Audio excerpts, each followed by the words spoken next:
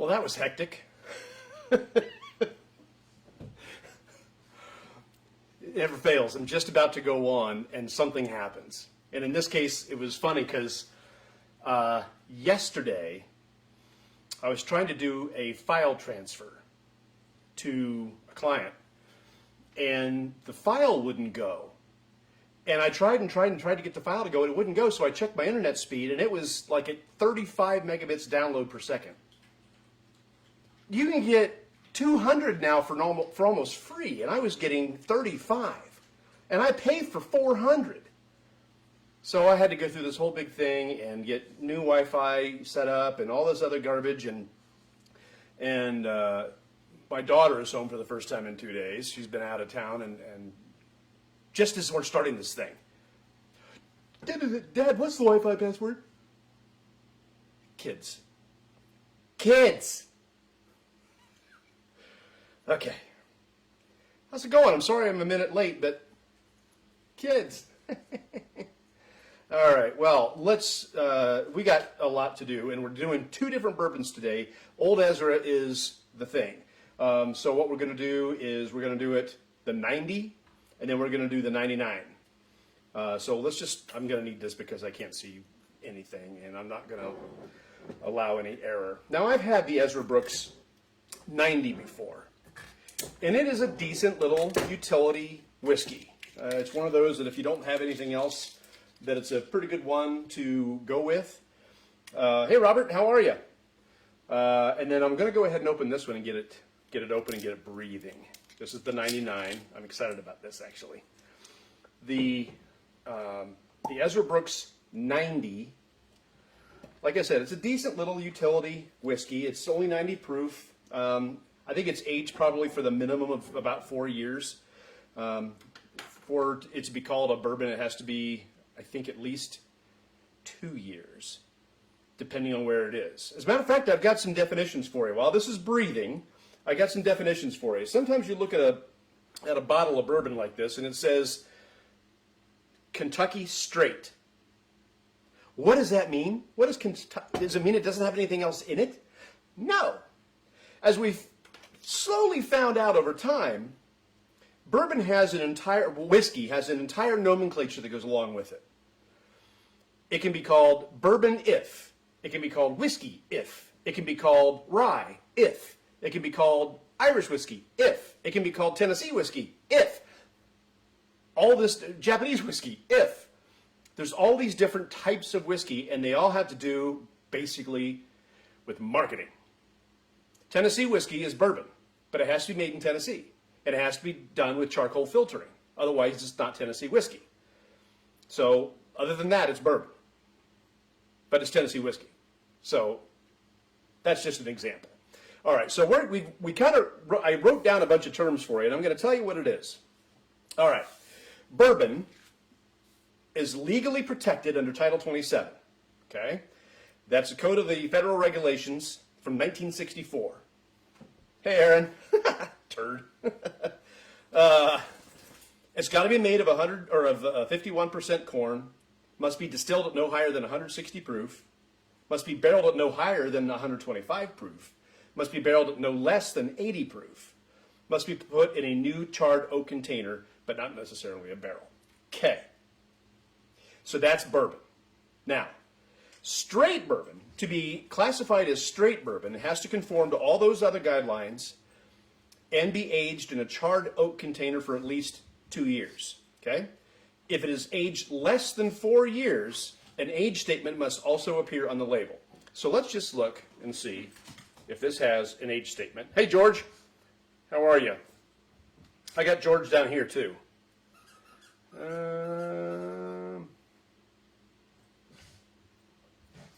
I'm not seeing an age statement on this, so it's probably got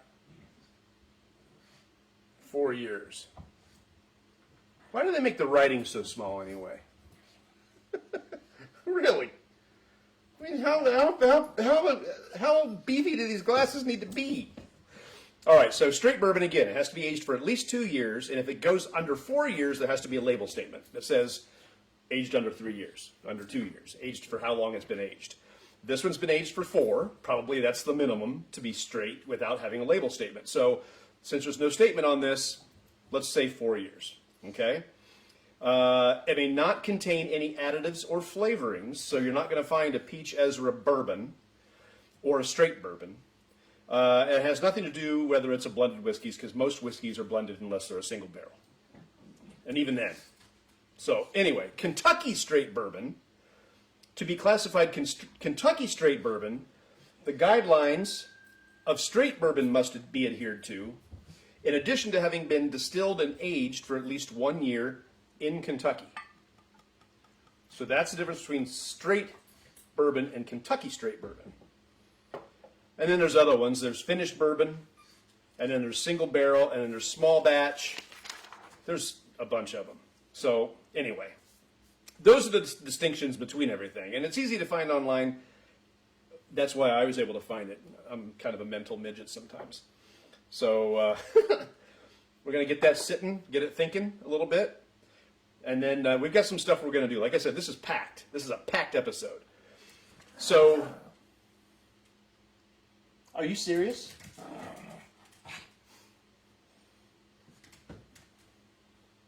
I'm being told to play with the hedgehog. I'm being ordered to play with the hedgehog.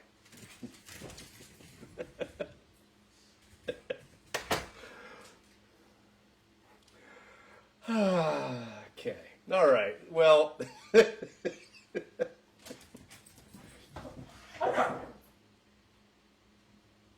you know it's Thursday because they're doing this. All right. That wasn't... Hey!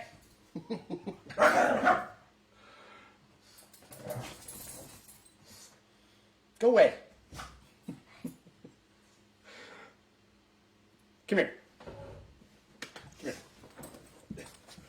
This is Barkley. Barkley is a Shih Tzu, and Shih Tzus are basically they're bred in China, and they were bred to be the lap dogs of royalty.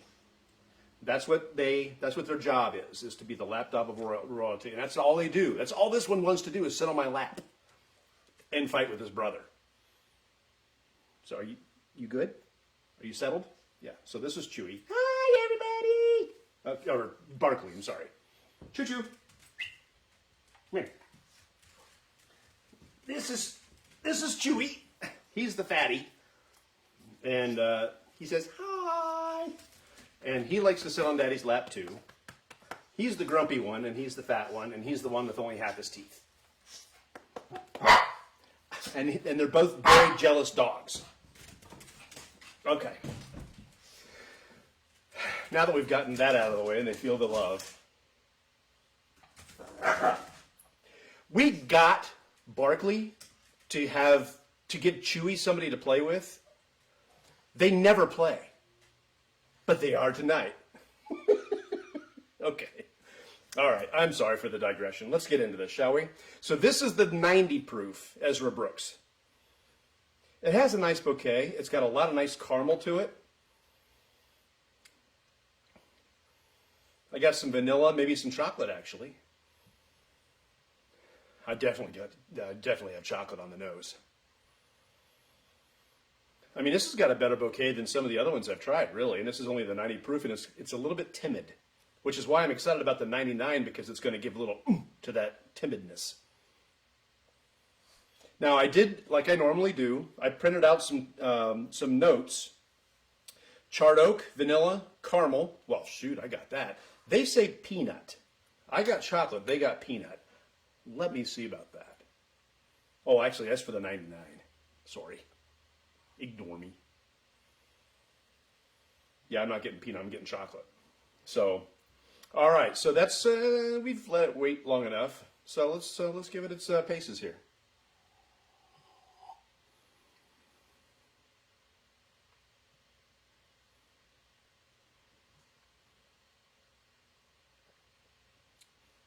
Actually, it's a decent pour. It's a little weak on the mouthfeel. It's light on the mouthfeel, but the flavor is there. It's definitely got a nice oak to it. You know, this is a $14 bottle. you can't go wrong with a $14 bottle that you kind of like. I always go for the Evan Williams single barrel. That's another really the Evan Williams barrel bottled and bond. That's another really inexpensive pour. It's 15, 16 bucks. That's kind of my go-to. But that's bottled and bond. It's 100 proof. This is 90. So it's got a little less punch. But it had a nice bloom, again, across the tongue. It starts in the center and blooms its way out across the tongue. Nice flavor.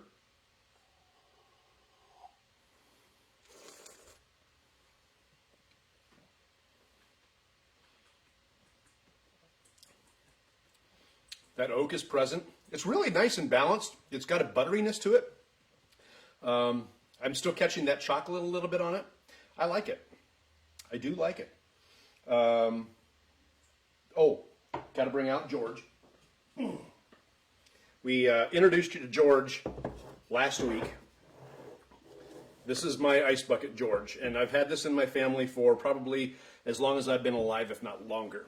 And we named it George after my father, who this was his ice bucket, and you got to admit, it kind of looks a little bit like him. I showed him last. I won't do this every week. I'm just going to do it briefly, but that's George, and so my ice bucket is George, and we're going to do what we do. I did not get out the elegant ice balls this week because I'm in a rush, and I don't want to use those on a lower. That wasn't very nice of me to say that, was it? It's not a lower. It's tasty. It's good. I shouldn't do that. But I am curious about how the Ezra Brooks is going to stand up on ice because it already has a very timid mouthfeel. And I just kind of want to see what it's going to do. All right. Just get it cooled down a little bit.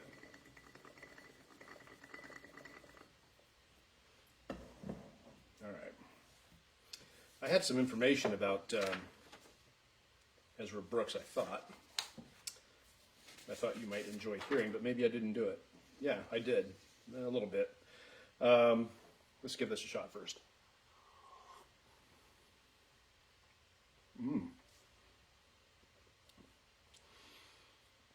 That really brings out some different notes. I think the chocolate is a little bit heavier. I'm getting a dark fruit that I didn't get before.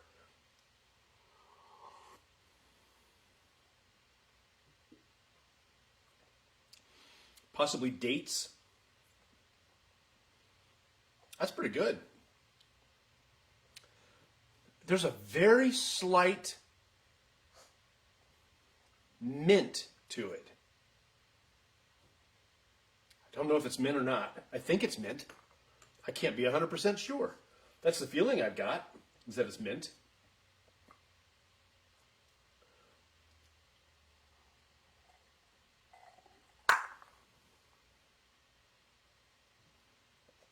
The chocolate notes are standing out for me, along with the caramel and the vanilla and the oak. Every one of these is different, and I taste one every week. So they're going to be a little bit different. And where you may not pull chocolate out, you may pull peanuts out. I'm pulling out chocolate. So this has just gone up a little bit for me. It's been a while since I've had this bourbon. I like it better on ice because it's already kind of diffused when you first drink it neat. Again, the mouthfeel just a little bit weak, but over ice, it gains a whole new character. So that's the Ezra Brooks 90. All right. Now I'm going to do a slight faux pas, and I'm going to serve the 99 in the same glass as the 90. Normally I wouldn't do that.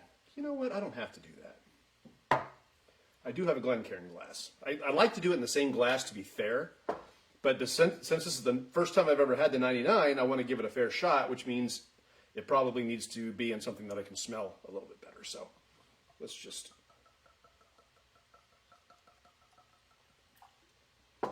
Now, in the meantime, I'm going to do a little bit of a palate cleanser here. Just a little water.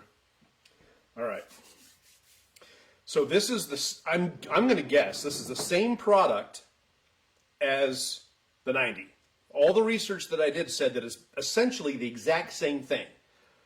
It's just that one is not allowed to be diluted down to 90 proof. They keep the distillation at 99 proof. Otherwise, it should be no difference whatsoever. So I'm interested in finding out what the... Hi, Judy. Hey, welcome to the show. I'm glad you're here. It's been a while. The 99, I'm wondering how that's going to characterize itself in difference from the 90. So let's start off with the nose. Okay, so right away, the first difference that I sense is the ethanol. I'm still getting basically the same nose as the 90. I sense a little chocolate in there. Hey, Sherry, how are you? Hi there. No, not Siri, Sherry. What are you doing? I'm not sure it's Thursday. It might actually be Monday, for crying out loud. That's hilarious. All right, so I'm getting the same notes.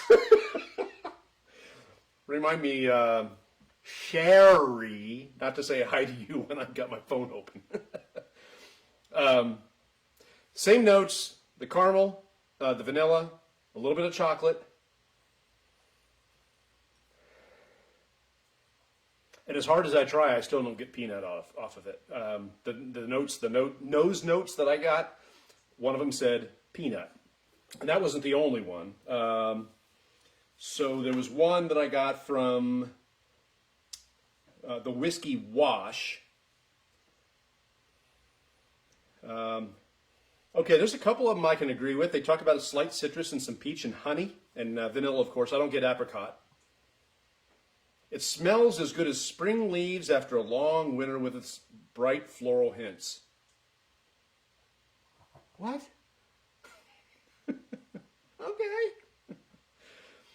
The other nose that I got here is the Whiskey Apostle. Actually, there's three for the 99. Vanilla, salted caramel. I can agree with those.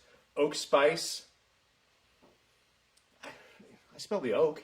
I don't know about spice. Cinnamon, I told you about that. Clove. No, not so much. Not for me. But hey, listen to this. A subtle chocolate note. I told you. Water brings out a bit of mint. I told you that one too. Okay. Sorry, I don't mean to be animated here, but I like it when I'm right. I've been so not sure about my nose since I think I had COVID. And my nose has not been reliable, but I think it's getting there. I think I'm getting close. Whiskey Guy says mint, cherry, nutmeg, and caramel, or caramel. You have to have a degree to say caramel, I think. Us high schoolers are just caramel. Okay, I can see the black cherry when I really get my nose down in there. If I was just doing, happens all the time. Yeah, I know, the sherry and thing.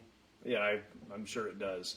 First time for me, so remind me not to marry anybody named you, because that would be really inconvenient.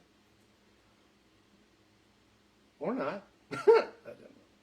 All right, so let's give it a try.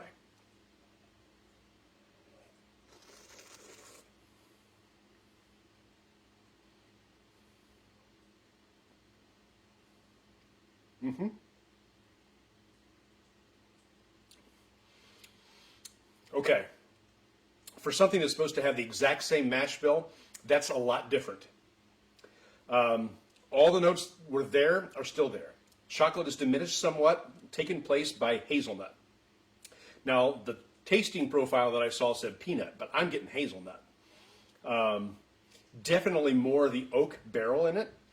The ethanol's higher, the bloom is more potent from the middle of the tongue and out. That alcohol burn, the bloom is more potent. This is not the same drink as this.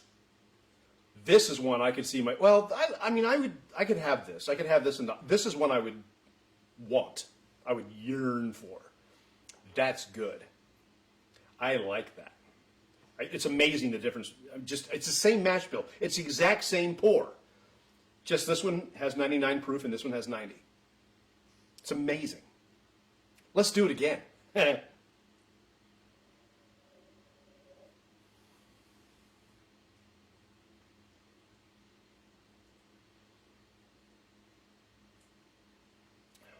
This has a better mouthfeel than this one. It's, hey Aaron, how are you? This has everything that this wishes it could be. But there's a difference in price. This is a little higher price. It's not crazy. This is 15 bucks. I don't remember what this one is, between 25 and 30. It's not bad. Some stores are keeping it on the buy only one a piece shelf. I went into a store the other day. They had it on the only buy one shelf, but then they also had it on the other shelf. So you can get as many as you want. Kind of funny, really. But if you had the choice between this one and this one, go for the 99. But if you want to do like I did and try them both as a back-to-back taste test, do it. Because the difference is amazing. This one has a light mouthfeel, but has good flavor. This one has the mouthfeel and has more flavor. And it's the exact same thing, 90 proof, 99 proof. That's it. Okay. All right, let's do this. Try it on ice, see what it's doing. Hey, George. Oh, you were already here. You're just back. I'm not diminishing you, George. My ice bucket is named George. How could I diminish you? My dad was George. The surname of my family, if you look back in the crest, is George. True story. My grandmother's maiden name was George. I'm not sucking up or anything. I'm just telling you. All right. Yes, I'm using the same ice ball and the same glass, but they're so different. Why not?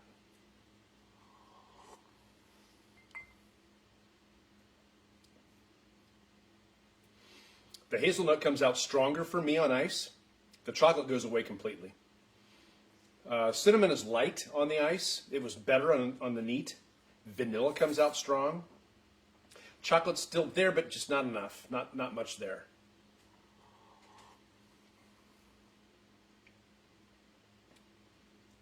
Good, strong name. I agree. We were so close to naming my son his middle name George. But another family name is Miles. My father's middle name was Miles, so we made my son's middle name Miles. And it's a family name that goes all the way back from first names and second names and all the way back. So he's happy to have that middle name because there's a lot of heritage in my family with the name Miles as a middle name or his first name. So yeah, that's okay. So my verdict is that I like the 90 better on ice because even though it has a weaker mouthfeel, it expresses itself better on ice. I like the 99 neat because although it has a nice expression on ice, the mouthfeel that it has becomes equal to the mouthfeel of this one when it's on ice. And it doesn't become as expressive in the flavors as this one does. So the 90 is better on ice for me. The 99 is better neat for me. All right. Now, it's mixology time. Let's see if there's anything I'm missing, though. I've got all these notes, and I want to make sure I get them to you because there's just so much to talk about. Okay, so this, for the longest time, was a product of Luxco. Okay? Luxco, however, now get this, they're getting aggressive, guys and gals. They're getting aggressive. They were purchased in January of 2021 by MGP out of Indiana. We tried MGP's Rossville Union a few weeks ago. That's their first proprietary name brand under MGP. Well, now they also have Ezra Brooks. I do have the old Ezra 7, but I figured I wouldn't be able to be coherent enough to have 3 different whiskeys and a cocktail, so I'm not doing that.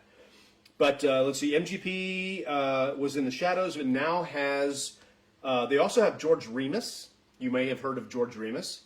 That's a high proof one, and we will try that. I've got that. And now they also know names such as Ezra Brooks, Yellowstone, and Everclear. So I know I've got a lot of friends out there that like Everclear. They own that one too. So John Rempe, or Remp, but I think it's Rempe,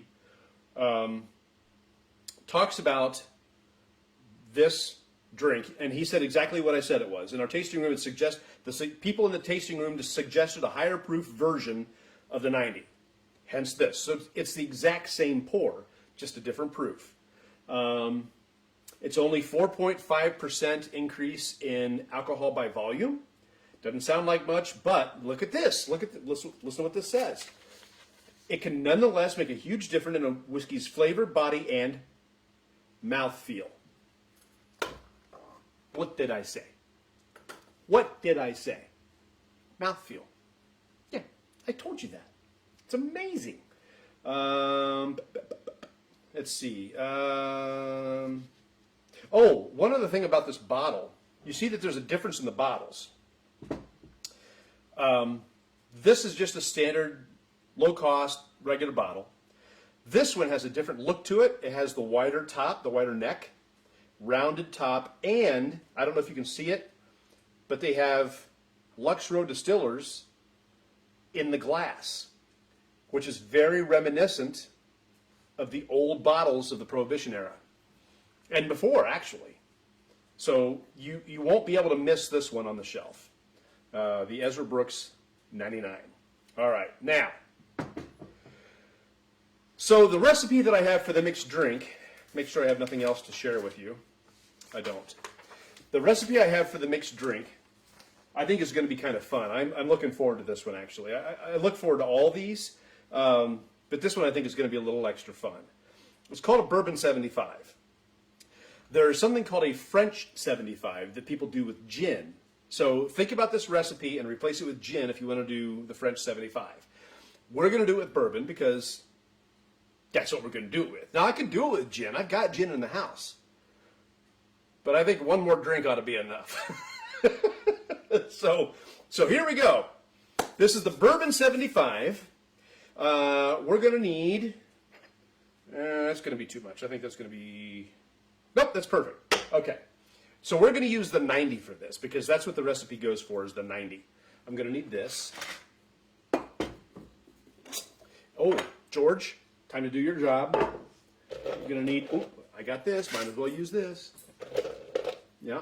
See what happens when you buy a bar set? You actually find yourself wanting to use the bar set. Yeah. This one's from Cresimo. I happen to really like it. The only thing I don't like from this set is the strainer.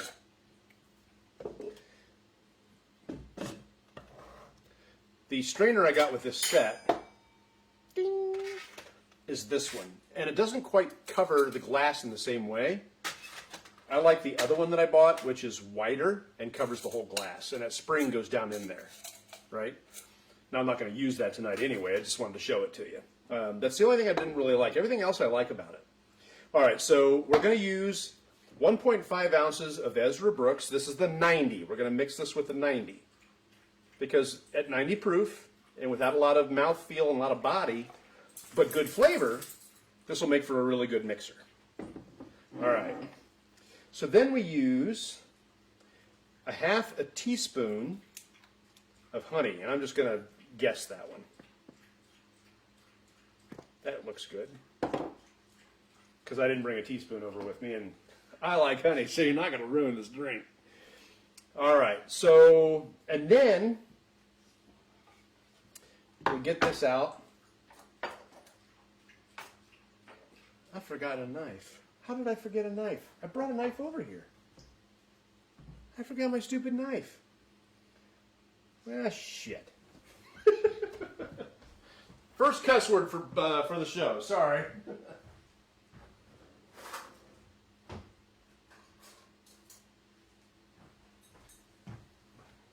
Now stick around. We got the preview of what's coming up next week.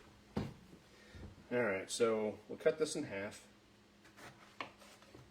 This is lemon. Before I do that, I'm going to take a bit of the peel off of this. If I do it right. Never done this before. This will be fun. I didn't do it very well. I'm still not doing it very well. I'll just do it this way.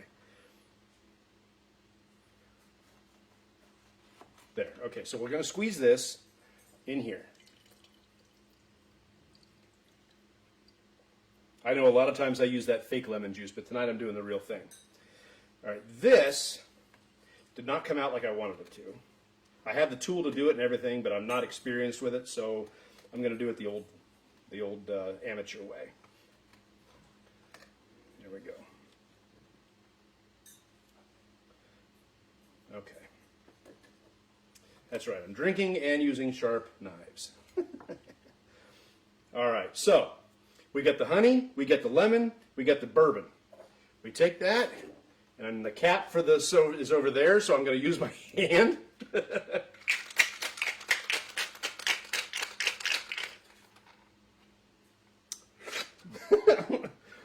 And, well, I might as well use this.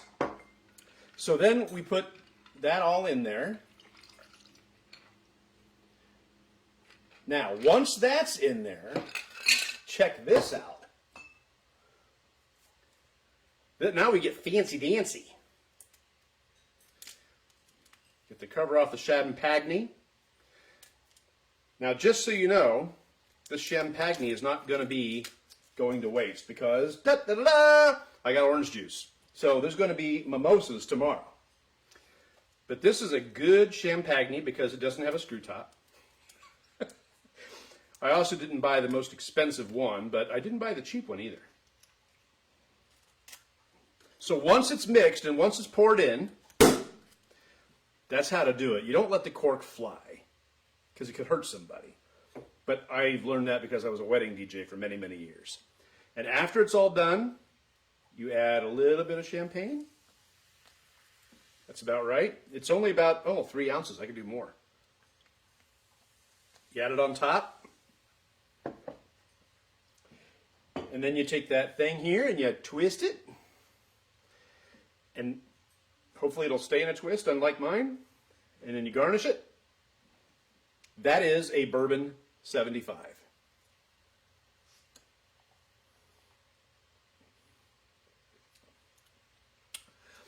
Woo. Champagne is a little overpowering. The lemon is a little overpowering. I don't have hardly any honey in that at all. I might not have done it right. I probably should not have put that much champagne in it.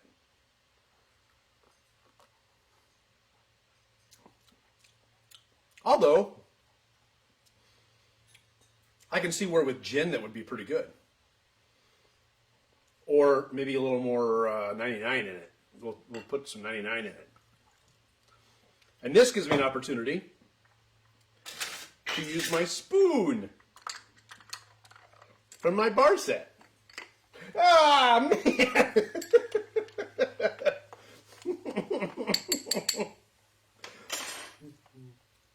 I'm going to finish this bottle tonight now. It's Thursday, but it's Monday. You know what I'm saying?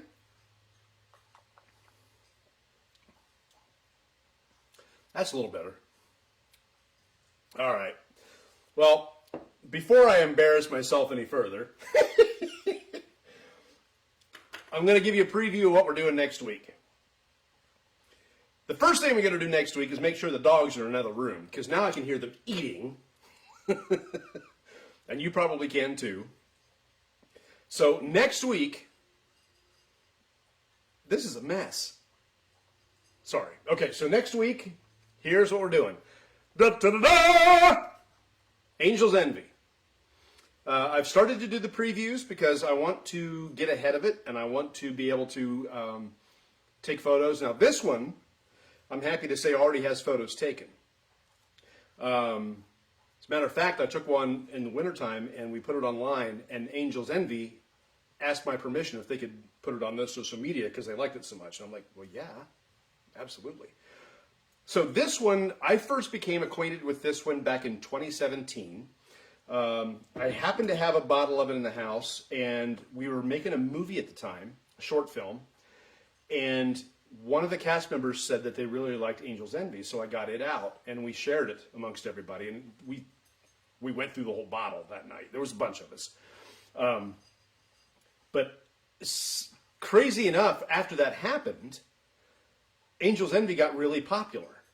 And it became harder and harder to find. And now in Ohio, Angel's Envy is allocated. It's odd that it is, but OHLQ, our database for bourbons and whiskeys in the state of Ohio, and other things, I mean, all the spirits are there, but they don't list their allocated bourbons anymore. So you won't see Blanton's, you won't see Taylor, you won't see Buffalo Trace, you won't see any of those allocated bourbons. This is considered an allocated bourbon now. So this does not show up on the inventories of OHLQ throughout the state. I just happened to be at the store the other day. It just happened to be on the shelf. And I just happened to say, okay, and bring it home with me. So here it is. And this, Amanda, hey, glad you're here. Just at the very end. Caught you again. Yeah, you did. I'm glad you're here. Glad you're here. Angel's Envy next week. Don't miss it. Okay? I've had this before, honestly, and this is one of my favorite pours. This is in my top 10. I haven't had Angel's Envy now in quite some time, because when I find a bottle, I sit on it until I find another bottle. And now I have a couple bottles, and I got this one the other day, so I'm going to open it, and we're going to share it. Hopefully you can find Angel's Envy. Hopefully, I mean, if you have to go out of state, if you have to watch like flicks, up in Lambertsville, I think, just across the border in Michigan. If you go up on 23 North, then you take your Stearns Road. It's the first exit. You go east, and about 3 miles, you're at Flicks. They have this relatively often, but Beverage Barn in Findlay has it. I don't even know who I'm talking to. There may be people from other states watching. I have no idea. But locally, there are some places that have had it. It's starting to show up a little bit more. Another big grab for Angel's Envy is the rye. And people are after the rye. I can tell you that the rye only comes out twice a year. I know this because I visited their distillery a couple of years ago, and they had it. They would only let me buy one bottle of it. But I have a bottle of rye, which I'm not going to open until I get another one. Duh. But the rye, if you're looking for that, pay attention to Angel's Envy and find out when it's coming out. Otherwise, you will not get Angel's Envy rye. It's a very, very limited product. This you'll see more often. It's showing up on shelves more often now. So if you see it, buy it. A friend of mine, Jeff, bought a bottle of this. He said, what do you think of Angel's Envy? He said, buy it. So he did, and he tried it the night that he bought it. He's like, I need another bottle of this. Well, he happens to be in the military. He was on base. They had it on base, and they let him buy another bottle of it. So he did, and now he's happy that he did. This is one of my favorite pours. So we're going to do this next week. I'm going to do some research and see if we can find some cocktails to make with it. I can't tell you that I'm going to put the same zest into the cocktail that I did tonight. Oh, you know what I did wrong? I served that in the wrong glass. I was supposed to serve that in this glass. Because it's champagne, it's wine, it's champagne. This is stupid. I don't think it would have changed the flavor any. No, that's really champagne heavy. And I do like champagne. I do. I just don't think I like that very well. I'd rather drink the bourbon and champagne separate. Matter of fact. Could old acquaintance be forgotten? Yeah, it's better that way. Thank you for watching. We'll see you next week as we get into the Angel's Envy. I'll be sharing my photo again here this week. You've already seen it, maybe, but I'm going to share it again because it was highly enjoyed, and I quite frankly enjoyed doing it. I'll share some behind-the-scenes tips of what I did when I repost the photo on Beautiful Bourbon on Facebook, as well as Instagram. Pardon me. So Facebook, you're here now, so you know where it is. Instagram, I'm sorry. Yeah. Instagram, beautiful bourbon.